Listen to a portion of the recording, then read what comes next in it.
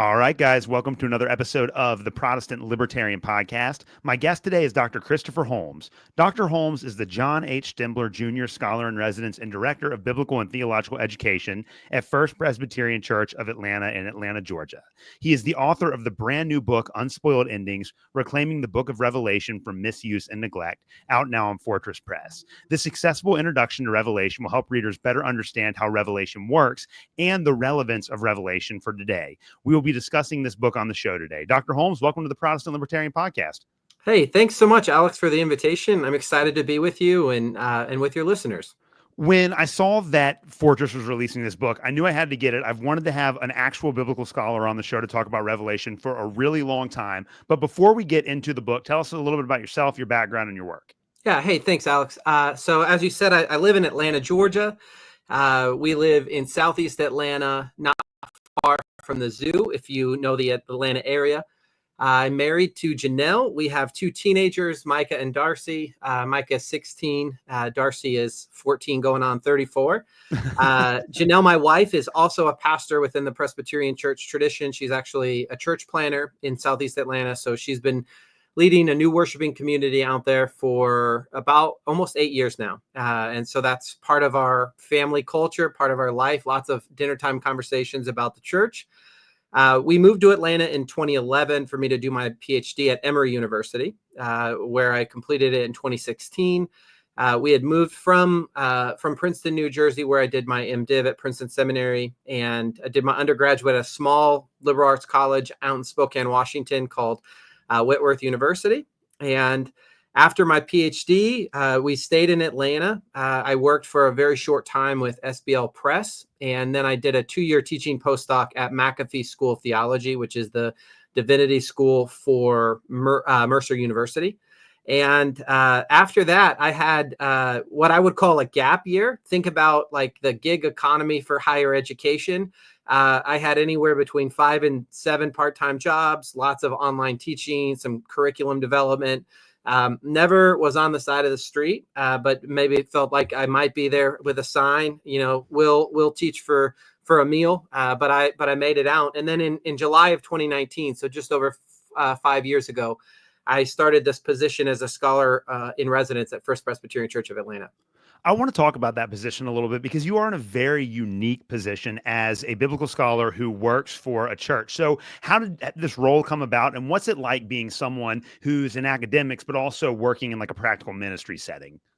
Yeah, perfect. So the short story with this position is actually it's the result of a single individual's generosity who when he died, he was a member of the church, grew up in the church.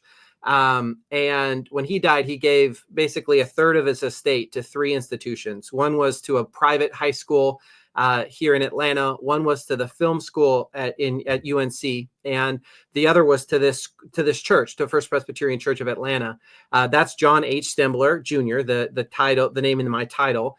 And he gave the gift with a very sort of broad directive to create a Sunday school for the teaching of Bible, theology, and biblical history. And his gift was so significant, though, that you can imagine it would buy a lot of donuts, buy a lot of coffee. And so they experimented with ways to live into that position. They did some travel tours. They would often invite scholars from other parts of the country to come in and maybe do a talk on Saturday, preach on Sunday. And then just about a decade ago, the current head of staff and the session re-envisioned this as a full-time position. And they said, there are some churches, there are some places that have a part-time theologian or scholar in residence, usually a retired seminary professor who, might teach a class here or there, very limited role on the staff and within the congregation. And their brilliant idea was to say, let's imagine this as a full-time position. Let's imagine it as a robust scholar in residence position, not a sort of glorified Christian education position, although there's nothing wrong with that position. And so I actually heard about this position when I was a 4th-year PhD student. I didn't apply at that time because I wasn't far enough along, I thought, to be competitive. but my good friend Ryan was preceded me in this position, and so he and I talked, and I continued to follow it. And when he transitioned out, I was made aware of this opening and applied it. And the way that I describe this job is it's a unicorn position. I'm not quite sure it really exists, right? At least on paper and most of my time here, I'm encouraged, I'm challenged to be active in the scholarly guild, to teach in local seminaries, to continue my own writing and research. But in addition, I'm tasked with bringing sort of innovative and accessible theological education to the church. And so I get to be a generalist here. I teach a lot of Bible classes, but I teach a lot of stuff that my PhD didn't teach me anything about. But I did learn how to read up on a subject in my PhD program. And so I get to teach Old Testament and New Testament and theology and church history. To answer what is it like, it's really great. I feel like I'm always trying to connect these two bigger, broader conversations. One is the conversation that's going on in the Guild of Biblical Scholarship with new publications, with old publications, with new questions and old questions. Very often that conversation is very technical and insider focused. And I'm trying to sort of take the best of that and find ways to connect it with the conversation about the Bible in the church, about theology in the church. And so I would say in the past 5 years, my placement in the church has shaped sort of both my research questions and my teaching in really profound ways. And so this book that you mentioned, Unspoiled Endings, really is it's a product of this church. It's born in this church. And it really is sort of a testament, I guess, to the sorts of questions that being a biblical scholar fully housed in a church produces. And I'm also ordained. I'm also on the pastoral staff. So that's a whole other, layer of I'm preaching. I'm involved in the weekly worship. And so that also is shaping how I think about scholarship and also how I think about teaching, whether it's teaching here or somewhere else in the community.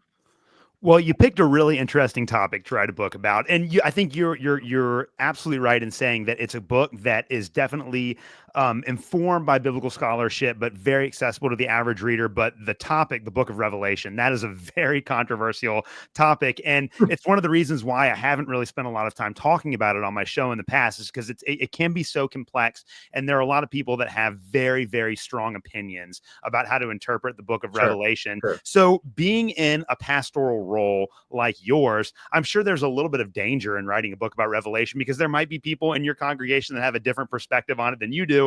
And in my experience, again, sometimes people are very, very passionate about their interpretation of Revelation. So what motivated you to write a book on the Book of Revelation? Yeah. I think, if you've been to seminary, or certainly people that have pursued advanced degrees in biblical studies, there's this ever widening gap between what a layperson knows, understands, thinks about any of the biblical writings, and sort of where the scholarly conversation is. And I would say that the gap is maybe biggest or largest with the Book of Revelation. Yeah. So the sort of on the street corner, riding in the bus, sitting in the pew next to you, at least in my context, the understanding of Revelation is so different than the one that you learn at a Christian college, than the one that you would learn at a seminary, or certainly that you would experience if you're reading, a New Testament journal or an academic work. And so I just thought, this is a great test for me. It was actually the book grew out of the very first class that I taught here at First Presbyterian Church of Atlanta. It was a Wednesday night class. We had about 30 or 40 people come. We had some joining online, some in person.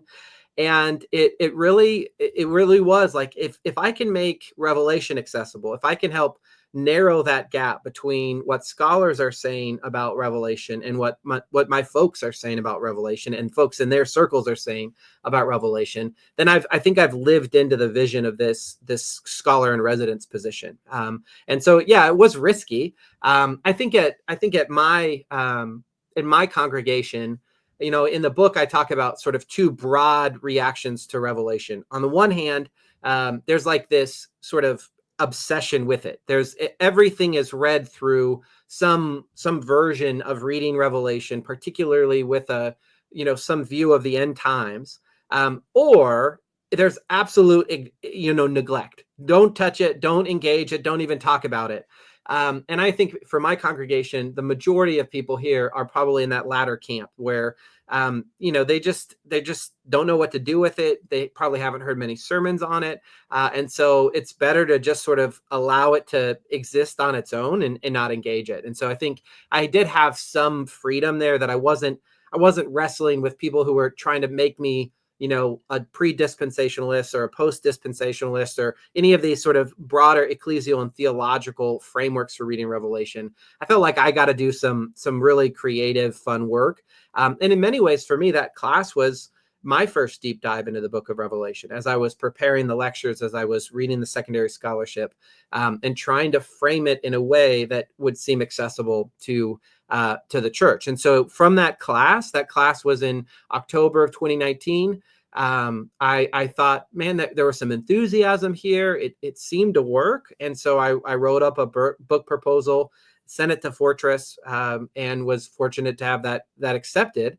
And I started writing in January of 2020, thinking it was going to be like an 18-month project. We all know what happened in March of 2020. So the timeline got extended a little bit. But I think fortuitously, it enabled me to sort of explore the ideas a bit more in a variety of settings. I have since taught some seminary level classes on Revelation, taught other classes here in the church. And so I think that the delay really only helped solidify and feed what became the final product.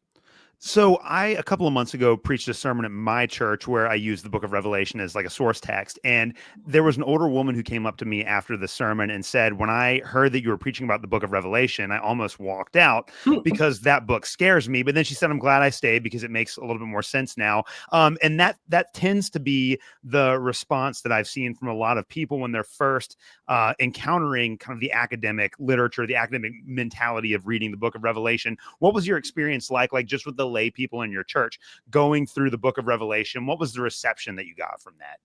Yeah, I think very similar. I mean, I think many people are sort of repelled by it. I would say many are repelled by it because of its misuse. That's the subtitle of the book, because of how it's been misinterpreted, misappropriated in some popular and academic ways.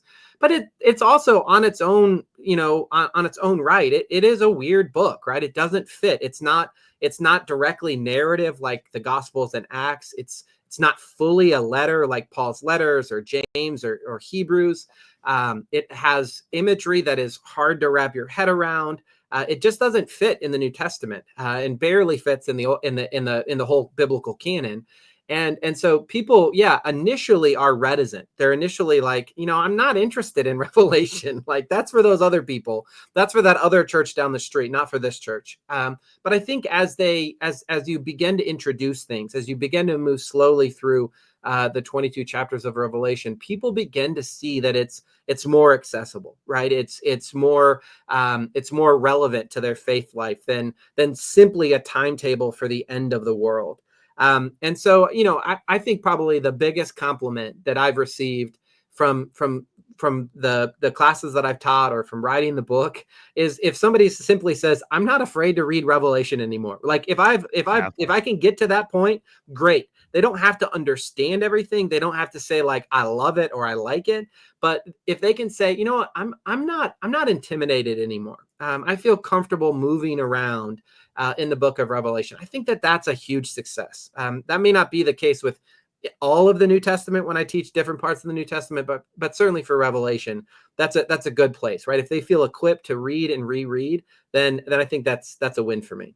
I completely agree with that. And we're going to get into the book of Revelation right now. And so what I would like to ask all of my audience members to do is just take everything that you think you know about the book of Revelation, set it to the side, listen to Chris explain everything to you, and just allow him to hit you with this information, because I really do think that everything you just said about, once you view it from a historical perspective, it really does change how we approach the text, I think, in a very positive way. So I'm hoping that people can suspend their judgment for just a little bit and hear what we have to say. One of the things that you point out at the very beginning of your book is that in the opening chapter of Revelation, all of the main themes are kind of outlined. And it's really in the first 9 verses that you get a sense of what you're going to be reading throughout the rest of the work. So what do these opening passages in Revelation tell us about the book as a whole? Yeah. So I think there's a trick, right? That if you could probably take almost any writing in the New Testament and say, let's an hour, spend 30 minutes just thinking about the first chapter. And very often the first chapter is going to set the stage for that writing. It's true of Paul's letters. It's true of the Gospel of Luke, right? As we're approaching Advent, as we're approaching the story of Christmas, there's so much bound up in those first 2 chapters of Luke that tell us about what Luke is going to be like in comparison and in distinction to Matthew or Mark or the Gospel of John. And I think the same can be done with the book of Revelation. And so what I do is I just take the first 9 verses, and I sort of ask us a number of questions. What do these 9 verses tell us about the sort of the basic data, the starting point for the book of Revelation? So we learn a lot about who wrote it in these first verses. We learn that there is a person named John who is writing from the island of Patmos, near Asia Minor. We don't know exactly who this John is. The text doesn't tell us that. In biblical, in larger church tradition, the 4th gospel and the letters of John and Revelation are all attributed to John, and they're all assumed to be the same John. But Revelation is actually the only of those 5 writings. It's the only one that actually names John. So this is where we get the idea of the Johannine community or the Johannine tradition. The name John is only linked with the book of Revelation. And what's interesting is it doesn't say, I'm John. I was a former fisherman. I followed after Jesus. I, was a son of thunder, and I tended to misspeak. Instead, we learn that John is a witness, and he is a co-laborer, a co-conspirator, we might say, with the audience members. And so his relationship and his identity is really bound up with his connection, both with the churches that he's going to be writing to, and with Jesus, and with the story of Jesus, and with the calling of God and the work of God. So we learn a lot about just the author in these first nine verses. And I think we learn a lot about the first readers, or more likely the first hearers of the book of Revelation. It's very likely that the first experience of Revelation, for the first few centuries maybe, would have been one that was taken in through the ears rather than through the eyes. And so we learn that there are these 7 churches in Asia Minor that are identified as the recipients of this letter. Scholars, there's various interpretations about why these 7 cities, and is there any rhyme or reason to their order. What I've sort of rested on is that these become sort of representative cities in the larger area of Asia Minor, which is modern day Turkey. That they represent the sort of religious and political world that was active throughout that area. And so, I'm one to maybe not differentiate a ton from Sardis to Philadelphia to these various cities, and instead sort of think of them more broadly. And of course, there's a whole stream of scholarship that would disagree with me on that. But if we think about them as a distinct communities living in Asia Minor, Asia Minor was a popular place in early Christianity. A number of Paul's letters intersect with Asia Minor. It was also a place where Judaism was quite strong and quite represented. And of course, there were a variety of non-Jewish and non-Christian religions, especially the veneration of the emperor, where the imperial propaganda and the worship of the emperor was pretty prominent in certain parts of Asia Minor. And so we learn not just that there are these cities, we also learn that they're suffering persecution and hardship, likely because they refuse to participate or to accommodate to the religious and political demands that are surrounding them. And so we learn about the author, we learn about the audience, and then finally we learn about the writing itself. And so if you some versions will refer to this writing as the apocalypse instead of the revelation of John, and that gets us closer to the Greek word that we see in these first verses of apocalypsis, which can mean an uncovering, it can mean revelation. And so we learn from this designation that this, I think, and this is how I read it, that this is a particular type of writing. It's a particular way of communicating information. It's an unveiling. It's a getting behind the curtain, you might say, of reality.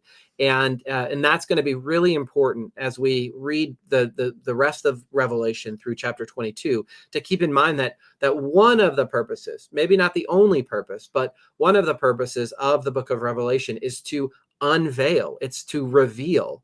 And here, I would just suspend the idea that what it reveals is a timetable, right? Which is a very traditional way of reading Revelation.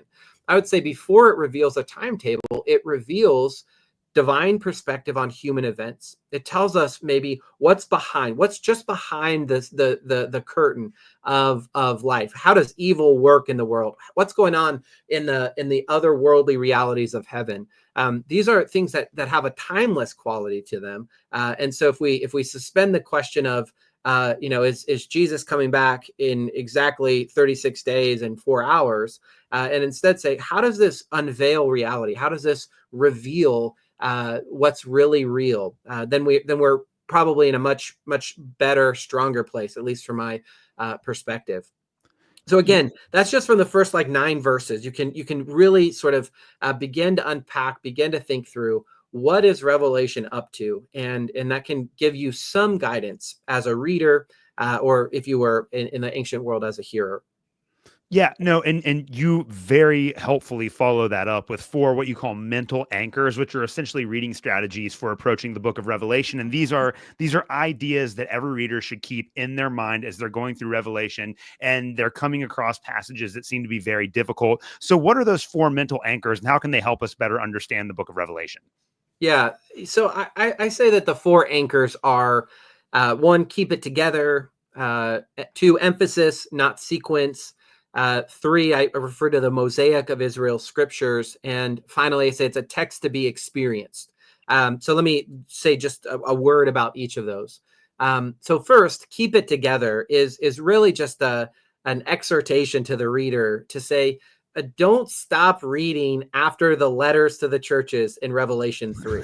I mean, if I'm going to hear a sermon series, if I'm going to hear a Sunday school on Revelation, 95% of the time it's going to end at chapter 3, because that's the safe stuff. That's the stuff that we're, not so scared of, not so intimidated by. But really, we can't read those letters independent of the visions that follow in chapters 4 through 22. We really need to be able to hold them all together. And so keeping it together is really important. The second thing is when we think about those visions, so from chapter 4 through 22, but especially chapters 6 through 16, thinking through these as a matter of emphasis rather than sequence.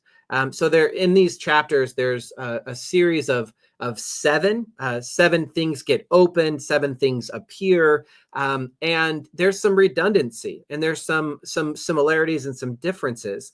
And I think we do ourselves a favor when we read these, not as 21 distinct moments in the end of the world, but perhaps as 3 versions of the same events, or if you think about a kaleidoscope, right? Like we're turning the kaleidoscope just a little bit more, or to a different angle, to the left or to the right, to see the same things, but maybe in a slightly different way. So that's the emphasis rather than sequence. The third thing to keep in mind is just to be on the lookout for how the author is using and repurposing Israel's scriptures, Israel's sacred traditions. Some of the strangest, weirdest stuff in Revelation is actually straight from the book of Ezekiel or from Isaiah. It's like, it's not that strange. It's not that weird if you've been in some of these weirder books in the Old Testament. And so being able to be on the lookout for how the author is both using and then repurposing these traditions is really important. And then finally, Mark Allen Powell, who teaches at Luther Seminary, says that Revelation is first a text to be experienced before it is to be interpreted or decoded. And I think that this is just an appeal to taking the literary quality, the symbolic quality of Revelation, even the aesthetic quality of Revelation, and thinking about not just how can I rationally unpack it, decode it, but how does it shape my imagination? How do I experience it? Right. One of my favorite examples of this is in Revelation 4 and 5. There are these heavenly worship scenes, and you have this smoke that is rising into the presence of God. And the author of Revelation tells us that this incense is the prayers of the persecuted earthly communities. And it's just this beautiful picture. If you think that there's a first century congregation that might have had incense burning in their own congregation, right, as a part of their worship, and how just the idea of incense smoke connects the earthly and the heavenly in such a profound way. I can explain it. We could do research on what kind of incense it is, or where did they buy it, or how did they light it. But really, it captures the imagination. It captures the experience of, wow, if I'm worshiping in an embodied way in the first century, and I see and I smell and I experience this incense, Revelation's telling me that that's connected to what's going on up in heaven. And my prayers are making their way up into the presence of the divine. And I think that that's just a really beautiful way. Again, it doesn't get us off the hook from some of the harder work, but if we lead with, man, what does this text do for our imagination? What does this text do for us as we read it? It opens up some new venues and new avenues for thinking about it. I think one of the most fundamental issues that we have to grapple with if we want to understand the book of Revelation is its genre. And in the second chapter of your book, you deal with this. So Revelation is a part of a genre of literature called apocalyptic. And you explain what apocalyptic literature is, and then you talk about how Revelation works as a manifestation of the genre of apocalyptic. So I want to go over both of those right now. Explain to my audience what apocalyptic literature is, and then we'll talk about how Revelation works as an example of that genre. Yeah. So I think it might be helpful, and maybe this will be too much review for your listeners, but just to think through what a genre is, right? Genres they're scholarly constructs. Think of them as big baskets for sorting laundry. You put your colors in one, your whites in another, your delicates in another. One family to the next may disagree about, what's a delicate and what's not a delicate. And so there might be some differences, but putting things in these baskets helps us sort of understand them. And it helps us see similarities within what's in that basket, as well as differences from what's outside of the basket. And so a genre in biblical studies is sort of a scholarly construct that helps us, identify literature. And so we're saying in the book to put Revelation in the basket of apocalyptic literature. And there's a very technical, very well-regarded definition of apocalyptic by John J. Collins, who taught Old Testament for a number of years at Yale University. And I give the whole definition in the book, but let me just sort of give you the high points of this definition. That apocalyptic is first of all revelatory literature. As I said, it's unveiling, it's revealing. Very often, it's revealing ideas or concepts or perspectives that would be otherwise unavailable to a human audience. So it's sort of secret knowledge. It's behind the curtain knowledge. The second is that it's often given in a narrative framework. So there's often a narrative, moving from point A to point B to point C in the story. One of the most famous examples of apocalyptic literature are the books of Enoch, first Enoch. And, Enoch is going, he's up in heaven, and then he's going to this star, and he's going then, to the underworld, and he's doing this and he's doing that. So there's this narrative, there's this movement, there's a character or multiple characters that are involved. Apocalyptic literature provides access to transcendent reality. It provides the human seer, and then the subsequent readers and hearers of this literature access to these transcendent realities. And these transcendent realities in apocalyptic literature tend to be of one or two significant ways. So they can reveal spatial dynamics that can be the transcendent reality. So think heaven, or think hell, or Gehenna, or other places like that. Lots of heavenly locales, supernatural locales. And so that's part of the transcendent reality, is the spatial dimension. The other is more of a chronological or time perspective. Some apocalyptic literature is dealing with what's going to happen at the end of time. Whenever time comes to an end, it's a linear version of history. When it reaches its end, that's what some apocalyptic literature is interested in. Some is also interested in the before time. It's interested in creation or the prehistory, we might say. But in any case, apocalyptic literature is revealing these transcendent realities. And I think one of the goals with my work with this book is to say some of the strangeness of Revelation, some of the weirdness can go away if we just have a little bit of a better understanding of how apocalyptic works, about what apocalyptic is, and about what apocalyptic is up to and what it's doing. My own thinking has been shaped by the likes of John Collins. One of my teachers at Emory, Carol Newsom, has a great piece in the Women's Bible Commentary on apocalyptic literature, where she argues that apocalyptic literature is crisis literature. And I think that that's a really helpful way for us to think about apocalyptic literature. It may not be true of all versions, all of the writings that get put in the bucket of apocalyptic literature, but it is really helpful for many of them. And so one of the things that Dr. Newsom will talk about is the persecution of Jews under Antiochus Epiphanes in the 2nd century BCE. Antiochus Epiphanes was a Greek ruler who did a number of really traumatic things to the Jewish people. He sacrificed a pig in the temple. He forbade circumcision. There are a variety of other forms of persecution. And when we think about apocalyptic literature as crisis literature, we're saying that it's responding to a crisis. And it's responding, I think, to a crisis of human evil, of maybe natural evil, but it's also responding to a crisis of theology.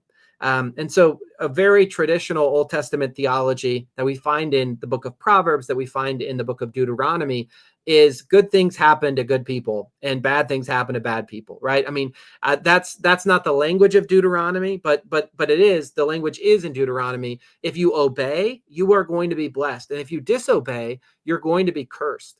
And so in the aftermath of something like Antiochus Epiphanes, the theology is broken, because there's no way to account for, hey, we were so bad that this happened, right? That there's no way for us to wrap our brains around like that amount of human evil and say, oh yeah, that's right, because I was disobedient, the system breaks.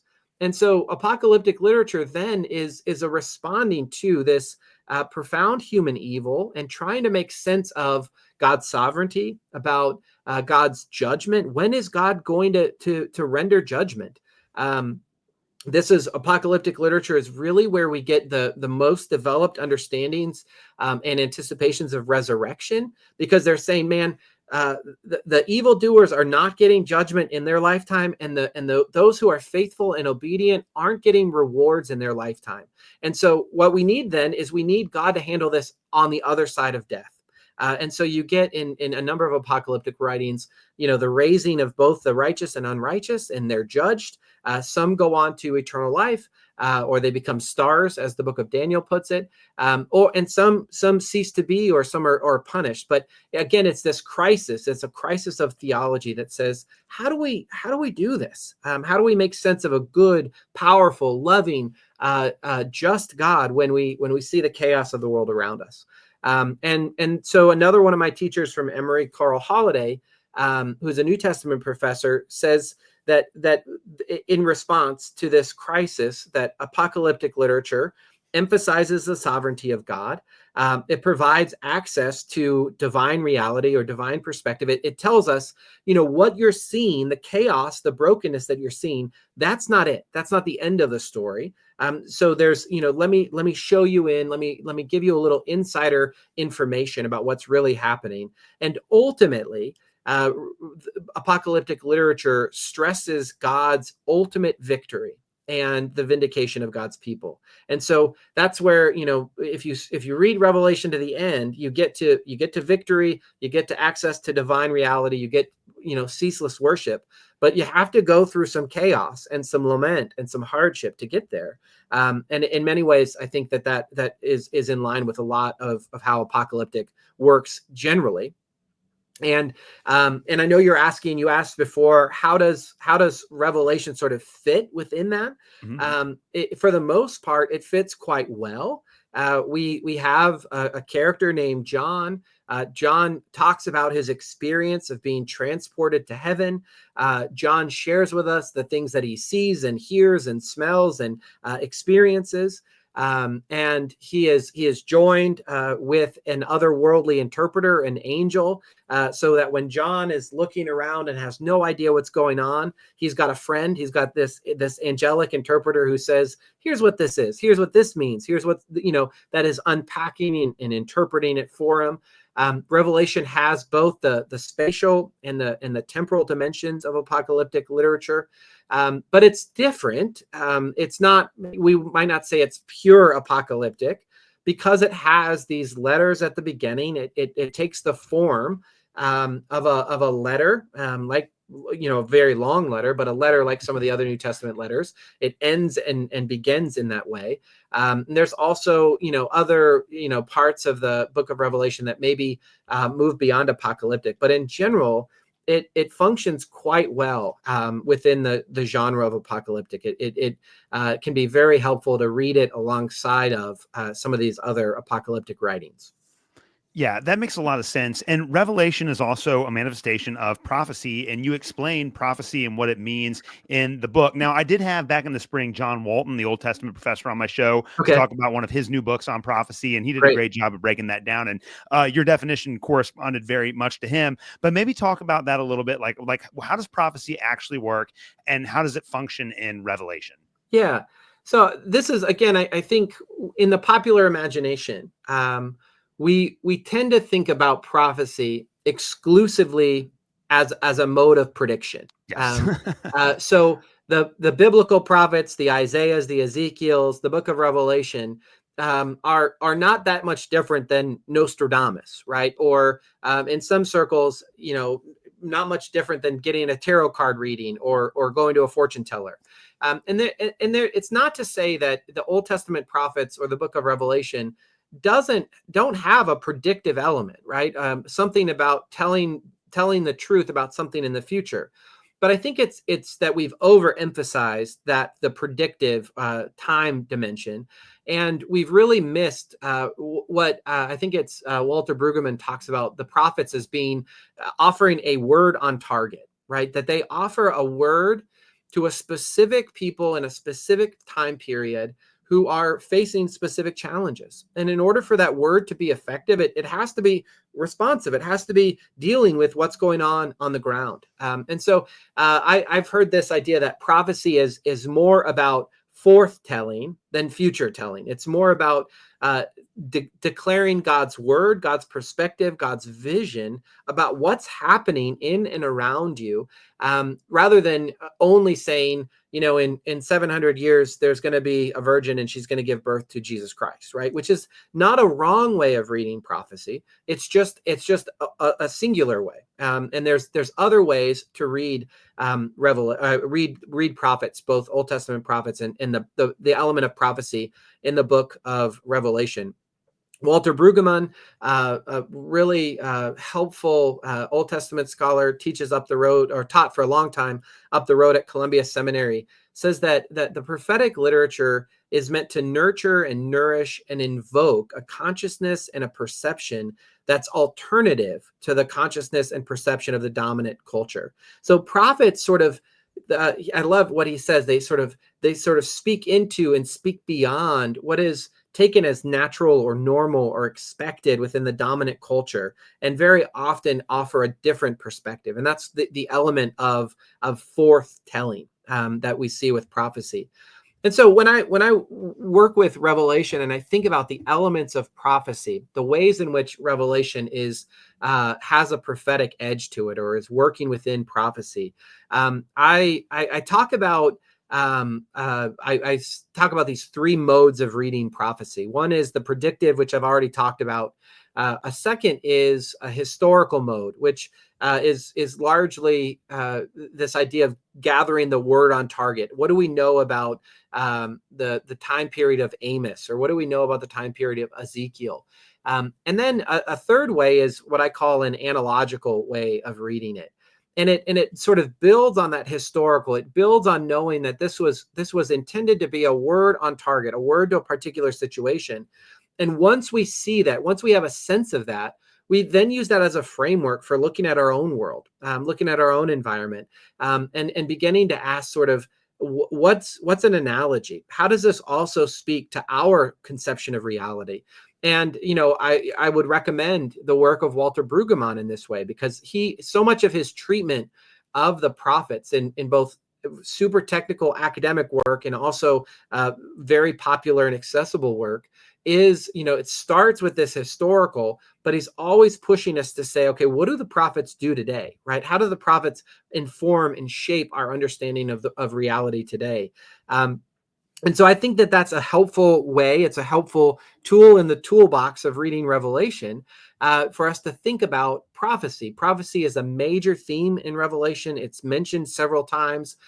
Jesus is a prophet. John's a prophet. The community is identified as a community of prophets. So prophecy is a theme in Revelation. And so if we read it, we read for what is the word on target in the first century in Asia Minor. That's a historical question that gets at what was going on in Asia Minor, what was worship like, what was religion like, what was politics like, and then once we sort of grasp that and we see how Revelation speaks to that, we then can begin to make connections. We can draw analogies with our own contemporary world.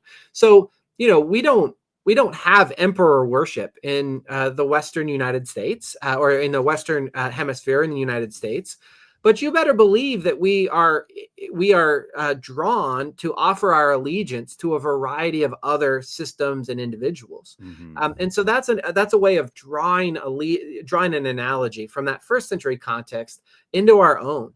What are the totalizing powers that seem to dominate and control humanity? It may not be the imperial propaganda and the sort of the tight fist of the Roman Empire anymore. But again, we can think creatively in our own context to identify those things, whether we identify those as the market or the government or health systems or whatever else, right? We can begin to draw analogies, and we use then the historical text and the historical context to sort of measure those analogies, right? How close do we get to what we understood of that historical mode of reading? Which again, I think this then gives Revelation a perennial sort of ever relevant context to it, even as we try to treat it as a text that was written in the first century to communities in Asia Minor, it then opens it up to speak to us as Christians living in Atlanta, Georgia in the 21st century, or in Kentucky in the 21st century, or in any other place throughout the world. It really can open it up in fresh ways.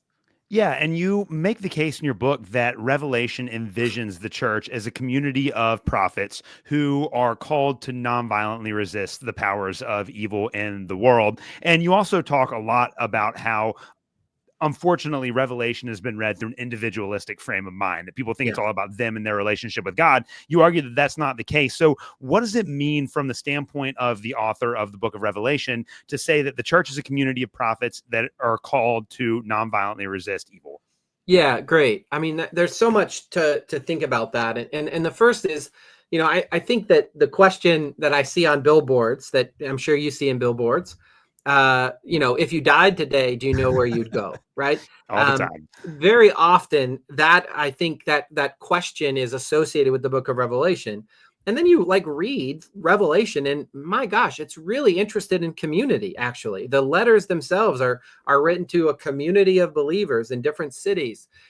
You read at the end of Revelation, and it's not atomized individuals who are doing their own delightfully personal and individual things in heaven. It's a great throng of people and a numberless crowd. And so it's really from start to finish a book about community. Not to say that there's not at all or zero interest in the fate of individuals, but it's all bound up with the state of the community. And so the focus, the interest on the community, and sort of what does Revelation, how does Revelation speak to the formation of a community is one of the questions that I take up in the book. And one of the ways that Revelation answers that is that the community of individuals, but also collectively, are identified as witnesses. That's one of their key roles. And I think one of the functions, one of the purposes of Revelation from a community formation standpoint is to equip them to be faithful witnesses, to know the story, to know what they're supposed to say. And ultimately, that witness is that God is Lord, and that Jesus is been seated next to him, right? That we have this very theological message about who is worthy of power, who is in control ultimately, who is worthy of our allegiance. And the community is meant to declare that. They're meant to witness that with their lives and with their words, that is true for them.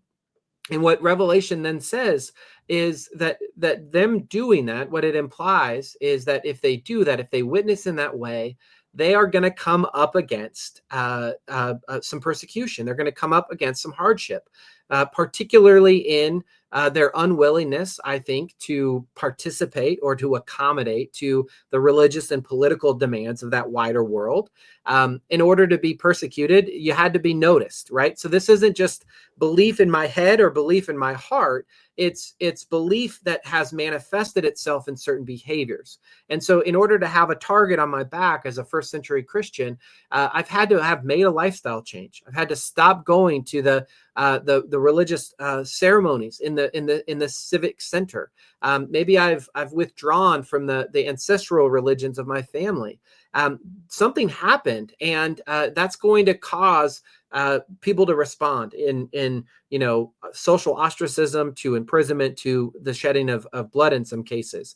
And so I think that Revelation would say it's a community focused book. It's forming you to be faithful witnesses, faithful prophets. Witness and prophet are almost synonymous in that way, who are willing to resist the demands of the emperor, but do so not with swords, not with power brokers, not with coercion, but actually simply with witnessing and then trusting themselves and entrusting themselves to God. One of the most striking images for me of the book of Revelation is that Jesus is the victorious one. There's no question that Jesus is the one who's victorious.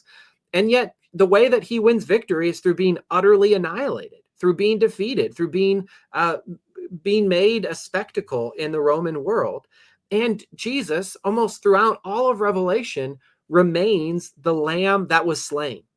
Like the wounds don't go away. The scars don't go away. Jesus isn't Rambo Jesus in the book of Revelation. Jesus is still the slain lamb who in the great paradox of our Christian faith is victorious by being defeated.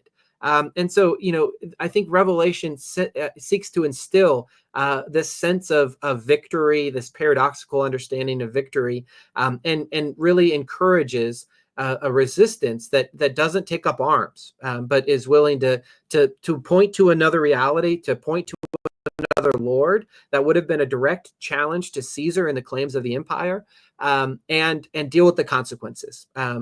Brian Blunt, who's a New Testament commentator, writing a wonderful commentary on Revelation, says he actually thinks of the author of Revelation as kind of a coach who's kind of whipping up the audience into a fury in order that they might even be more aggressive in their nonviolent resistance. Not that they wouldn't sneak away into the corners, but that they would more boldly profess that this is what Jesus is about, and this is how God works in the world, regardless of the consequences. And I think that's a beautiful way to think through the communal element and the theme of nonviolence in Revelation.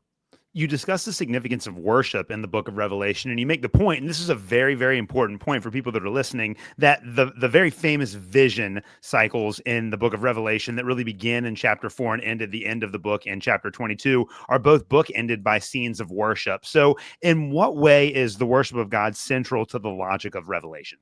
Yeah, I think it's this idea of if we try to hold it together, right? And so even with the visions, if we hold the fact that the visions, as scary and weird and disconcerting as they might be, start with worship in 4 and 5, and they end with worship in Revelation 21 and 22. I think that takes some of the edge off. And I remember when I was probably when I was in grad school and was sitting through the Introduction to the New Testament class for the very first time as a TA. I had this idea of, Revelation is all about worship. And so as I've taught in the past at seminary levels, sometimes that's been my introduction to the book of Revelation, is simply it's all about worship. It's about who is worthy of worship, and it's about who is unworthy of worship. And it tells us about what worship entails, right? It's singing of hymns. It's embodied as we see in Revelation 4 and 5. We see the crowd of worshipers bowing and casting their crowns. It's sort of multi-sensory, as it involves our ears and our hands and our noses and our eyes. And so we sort of gives us a manual of some sorts about what worship entails. Sometimes when I've taught Revelation in the past, I've invited people to just focus on the hymns of Revelation and think through the ways in which the hymns might enrich and encourage our own worship in our contemporary settings. What would we take from those hymns? How would we rework them? How would we rethink them? And those hymns come throughout. They come not just in the cuddly stuff of Revelation 4 and 5.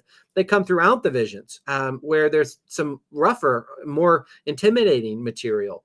And so if we think about worship, and I think one of the central questions that Revelation asks of us as contemporary Christians is, what is demanding our ultimate allegiance, right? What demands our attention? What demands our money? What demands our veneration? I mentioned in the book the work of Christian Smith on cultural liturgies. I think his work and the book of Revelation are very similar here in that, humans are going to worship something. And so it's always a question of what we're worshiping. What are we venerating? Even a person who would claim to be an atheist, I think, they order their lives around a certain reality or a certain set of convictions that demands their allegiance. It takes something from them. It gives something to them. And so Revelation is in many ways a way of assessing critically in individual ways and in collective ways. What is it that demands our allegiance? And how is it pulling our allegiance away from our trust in the slain lamb and in the God who created the world? I think that those are that's one of the fundamental questions for the book of Revelation. also at the heart of the book of Revelation are these three cycles of judgment. And as you have made the point already, these aren't really meant to be read as a linear sort of explanation of what's going on. They're cyclical, and they're designed to kind of deepen the explanation at the beginning. And in reality, all three of these cycles of judgment are about the justice of God. Yeah. So talk to us about how those cycles work, and then about the way in which the author of Revelation reveals God's justice throughout this work. Yeah. Here again, I really would commend the work of Brian Blunt. My own thinking about this has been so shaped by his commentary in two really significant ways. The first is just sort of how do we think about these three cycles of seven in the visions themselves.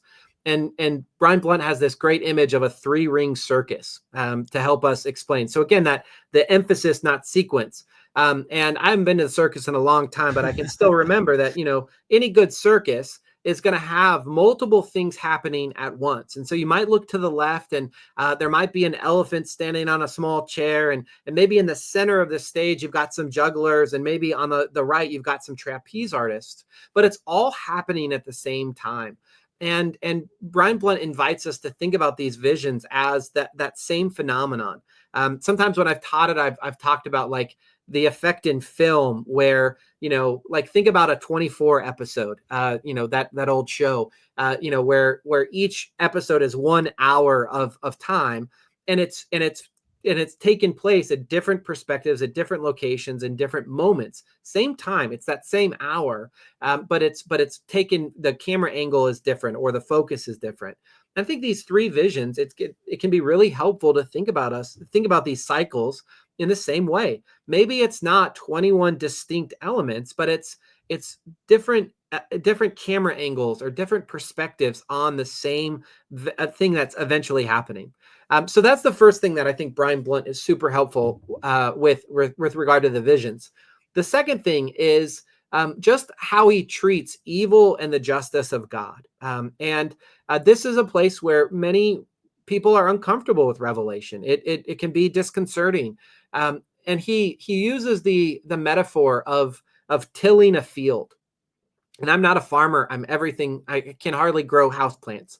But I trust the metaphor that he uses, which is that in order to prepare ground for a new crop, in order to move it from being one crop to the other, you need to till that land. You need to break up that land.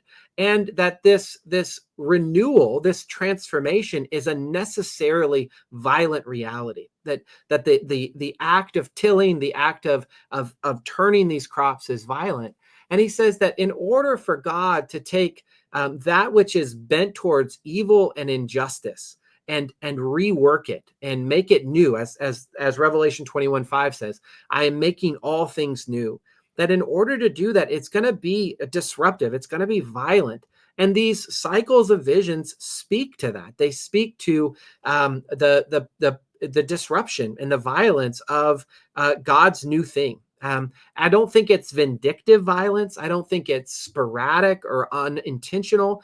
It's not unthought out. It's intentional that God is bringing this new thing about. And I think that the emphasis on justice, that God is in the business of uprooting evil and human sin and injustice that are like kind of baked into the created order, according to apocalyptic literature and according to Revelation, that it's not just individual sins that have piled up so much that something has to be done. It's that the whole created order needs to be renewed, because it has been so bent in one direction that in order to bend it in a new one, there needs to be this disruption. And so if we keep those two things in mind, and we keep in mind that these are ultimately symbolic visions, that they're using symbols, they're using metaphor to communicate what the person on the throne says in Revelation 21, I'm making all things new. And if we think about this as the process of bringing about newness, the process of uprooting those forces, those powers that masquerade as God, then I think it opens it up into a much more generative conversation, maybe a little bit less fearful, and maybe a little bit less intimidating, so that we can begin to think through it in new ways. Yeah, I know we're coming up on the hour mark. Do you have a couple more extra minutes to finish these last few questions? Oh yeah. So yeah, we got way more things that we could talk about. I think the one I'll say one thing about the beast in Revelation 13, the Yes, beast absolutely. in Yes. Revelation 12 and 13, and then I'll end with hope, and I'll try to do Perfect. so very very briefly. Well, I was more concerned. I just want to make sure I'm not taking up your time. Oh no, I'm good. Oh Oh, no, I'm good. Yeah, all right. we Well, can go. perfect. Well, Yeah, well, yeah. no. All right. That's great. That's great because I really. But this is awesome stuff, and I love the direction. This is perfect. But yes, I did. I wanted to get to because you talk about, and both of these things are connected in your book. So you talk about how the Book of Revelation names evil, and really the locus of evil in the Book of Revelation is the beast in Revelation 13, which has spawned millions and millions of Right. theological conspiracy theories throughout the Correct. ages. So I think it's going to be good to get some clarity on that. And even in the midst of that, well, again, this goes back to like what that woman at church told me. When people read the Book of Revelation and they see the vision cycles, they think that it's just a very dark and depressing book. Right. Like it's not. There's no optimism in Revelation whatsoever. But the reason why evil has to be named, in according to your book, is that it's because Revelation is all about hope. It's all about the overcoming of that evil. Yeah. So I want to get your perspective on that here. What's going on in Revelation 13? What does that have to do with evil, and how does that lead to our hope? Yeah, no, absolutely. Those super great questions. Very well stated. Um, I think a place to start, and I mentioned this in the book, is at least in a lot of the circles that I run in, there's this bipolar understanding of evil. On the one hand, we have this sense of evil that says, we've sort of outgrown the idea of evil or of devils and demons, and that was what primitive people Yeah. believed, and we sort of have outgrown it. So that's one extreme. And then on the other extreme is a sense that like the devil does everything, right? So like if you spilt your coffee, it's because there was a demon that wanted you to spill your coffee. Like if you're late for work because of traffic, it's because the demon there, there was a devil that was out there. And so we have this very weird engagement with evil that either says, hey, like it's not a thing anymore, we've outgrown it, or it's everywhere. And I think there's a lot, in the true Aristotelian fashion, like there's a mean, right? There's somewhere in the middle that can take evil seriously. Evil is not just imaginary, according to the Book of Revelation. Evil is not something that if you think hard enough, you won't be affected by it, or if you pray hard enough, you won't be affected by it. Evil is real. Evil is powerful. Evil, as I said earlier, is sort of baked into the created order. It's baked into the systems. It's baked into the economy. It's baked into the politics. And so I think Revelation takes evil very seriously. But one of the benefits of Revelation's engagement with evil is that it also says that evil is monstrous. It's otherworldly. It's superhuman, and there have been, and there will continue to be, tendencies to find in the dragon, or in the beast from the sea, or the beast from the ground, from the earth, some historical figure, some contemporary figure who is that beast, right? And if we were to line up people of all theological stripes and sit around the table and ask them, who do you think the beast is that rises from the sea? We would probably learn more about their political leanings than about their ability to read scripture. Right. Because who they're going to find is their political opponent. So for Yes. Luther, it was the Pope, right? And if you're reading this in McCarthyism, then the beast is somebody over in the USSR. And so I think if we hold on to the symbolic nature, that Revelation could have told us exactly who he was talking about, right? He could have said, I'm talking about, this guy who lives at the corner of such and such. Instead, the author employs symbolic language, veiled language, suggestive language, that we then can, again, think about what evil is like. And so, as I said earlier, there's the predictive mode, there's a historical mode, and then there's an analogical mode of reading Revelation. And I would say we gain a lot if we think about the historical. The first beast that rises out of the sea has all of the horns and all of that. There's a lot that seems to suggest that this is a symbol of some sort for the Roman Empire and or a specific Roman emperor. So there's a tantalizing clue about this death blow that the first beast receives. It appears as though he's dead, but then he comes back to life. Well, there was a myth in antiquity that Nero had come back from the dead, and so some would say this is a reference to Nero. It may be that it's just sort of more general, about that form of power, that form of government. The second beast that's mentioned that comes out of the earth is sort of more like the hype man. This is the guy who is enforcing the veneration, excuse me, of the first one.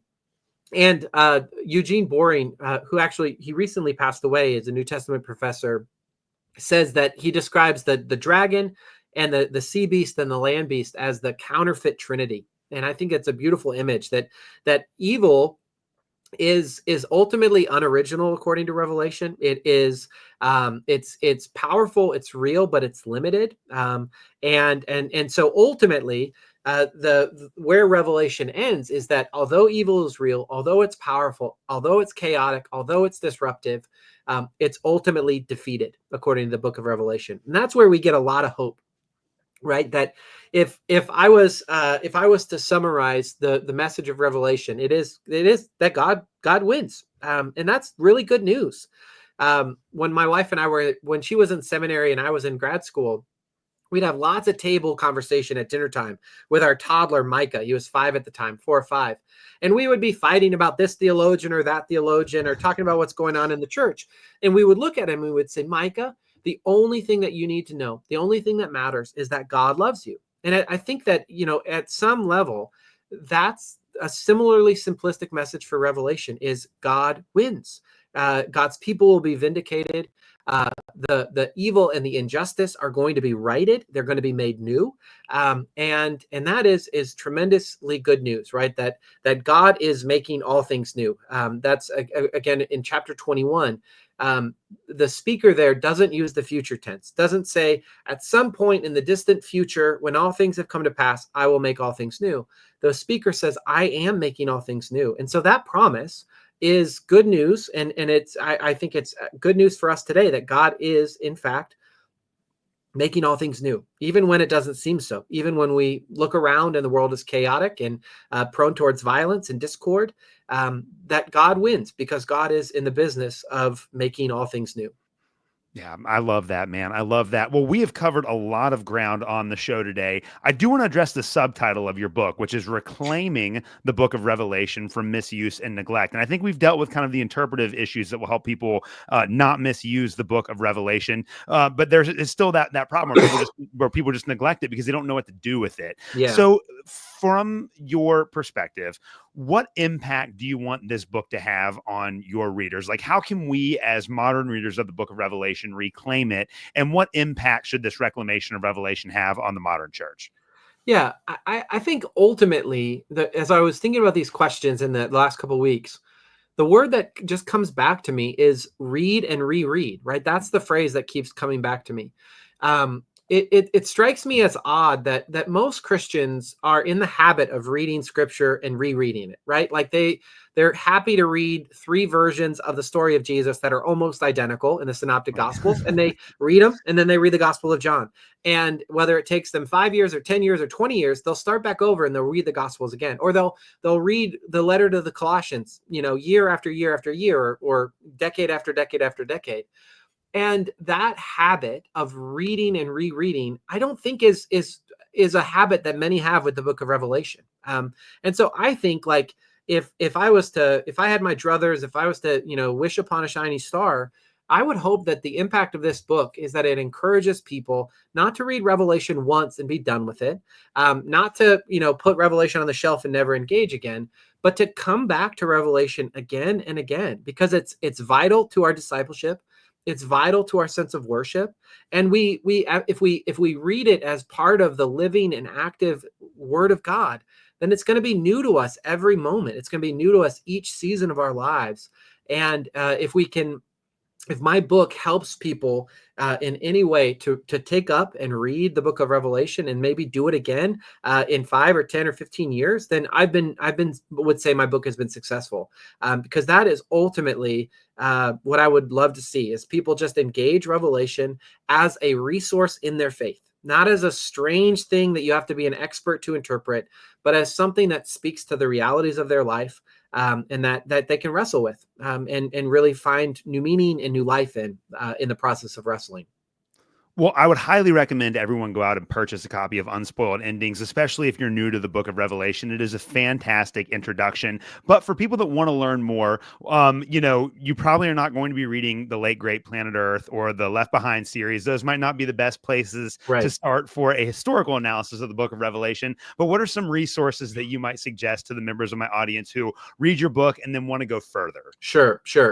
I think a really great place to start is that commentary by Blind Blunt that I've mentioned before. It's published in the New Testament Library series by Westminster John Knox. It's such a careful and theologically rich reading of Revelation. It deals with some of the technical problems as well, but it's such a robust commentary. A second one that I would recommend specific to Revelation is the book by Timothy Beale called Revelation, a Biography. And I think it's published by Yale University Press. And if you want to get a grasp, if you want to get a handle of the variety of ways in which Revelation has been interpreted throughout its history, this is like a great one-stop shop. You get Augustine, you get Luther, you get the late great Planet Earth, the rapture culture, all of that. And it's really a wonderful book that sort of helps you get a lay of the land. So those are two books that I would really highly recommend for those that are interested in going a little bit deeper in Revelation. Well, Dr. Chris Holmes, man, we covered a lot of ground in an hour and 10 minutes. I We can't did. believe we were able to pull that off. You did an amazing job. I know this has gotten me excited about the book of Revelation, and I hope that for my audience, they've learned a lot from this. Before I let you go today, where can people find you, follow you, find more of your work? Where can they locate you at? Yeah. So I'm not super active on the socials, but I make a lot of educational content for my church on YouTube, and so I have a YouTube channel at Rev Doctor Dr. Chris Holmes is my channel. Many of those videos are public, and encourage folks to check those out. Obviously, check me out at firstpressatl.org, which is our church website. And for your listeners, I would just give a plug for something that I did with a colleague of mine, Brennan Breed, over at Columbia Seminary called Office Hours. We did it during the pandemic. We had guest biblical scholars come in and talk about varieties of biblical books. And if you search Office Hours in YouTube, you can find that. You can see some really fun, higher level conversations about Scripture that were really fun to make, and I think have been beneficial to people in the pews. That's perfect. Well, Dr. Holmes, thank you so much for coming on the show today. Thank you so much. This was so fun. And again, thanks for the invitation, and thanks for taking my work seriously. That's the highest honor. Again, before we go, I got to recommend everyone needs to go out and buy it. It's such a good introduction, man. Thank you so much for writing it and talking. Thank you, Alex. It's been a pleasure.